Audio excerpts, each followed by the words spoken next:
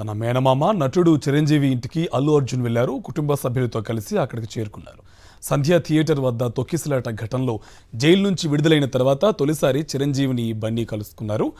తాజా పరిణామాలపై వీరు చర్చించినట్టు సమాచారం. పుష్ప 2 బెనిఫిట్ షో సమయంలో సంధ్య థియేటర్ వద్ద జరిగిన తొక్కిసలాట ఘటనలో శుక్రవారం ఉదయం పోలీసులు అల్లు అర్జున్ను అరెస్ట్ చేశారు.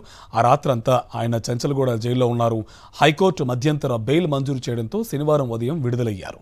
ఆ తర్వాత చిరంజీవి సతీమణి సురేఖ బన్నీ నివాసానికి వెళ్లి భావోద్వేగానికి గురయ్యారు. అర్జున్ అరెస్ట్ అయ్యాడని తెలియగానే ఎంతో కంగారు పడ్డాం. చిరంజీవి కూడా నిన్న షూటింగ్ క్యాన్సిల్ చేసుకుని వచ్చేశారని చెప్పారు సురేఖ. బన్నీ అరెస్ట్ అయిన రోజున చిరంజీవి, సురేఖ దంపతులు అల్లు అర్జున్ నివాసానికి చేరుకొని కుటుంబ సభ్యులను పరామర్శించారు.